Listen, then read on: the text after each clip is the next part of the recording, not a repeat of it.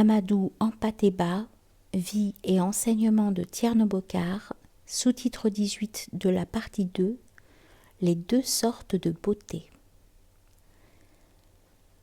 La féerie des nuages multicolores qui saluent le soleil à son lever et à son coucher s'évanouit quelques instants après l'aurore ou le crépuscule. De même, les charmes de la Vierge ne tardent pas à se faner. Au cours des ans, la jouvencelle devient une laidronne aux traits ravinés. Et qu'en est-il des mets délicieux? À peine la bouchée de nourriture a-t-elle dépassé la luette qu'elle se noie dans les liquides organiques du corps. Ô toi, adepte encore au seuil de cette zaouïa, où nous souhaitons voir briller pour nous tous et pour tous ceux qui vivent la flamme sacrée du bon conseil, sache que la beauté purement physique est aussi éphémère que les feux du crépuscule ou le rougeoiement de l'aurore.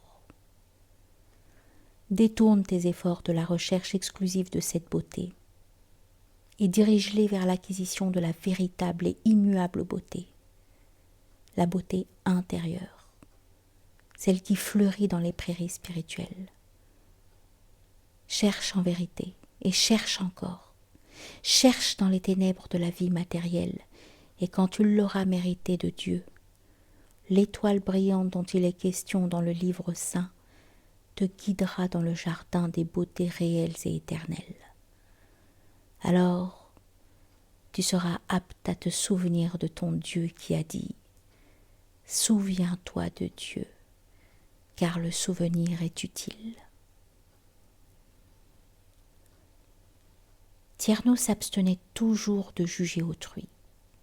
Un élève ayant rapporté la conduite d'un jeune fils de famille qui se faisait passer pour un descendant d'El-Hajj Omar et dont la conduite n'était pas, semble-t-il, sans reproche, demanda l'avis de Tierno, et il s'attira cette réponse.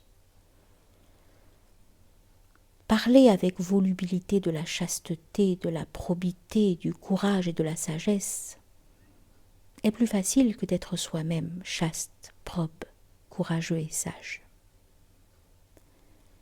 Tonner contre la conduite déréglée ou paraissant-elle de son prochain, et la condamner à coups de versets coraniques quelquefois mal digérés ou de hadiths d'authenticité douteuse, est plus facile que de corriger ses propres défauts et de pardonner les offenses que l'on subit.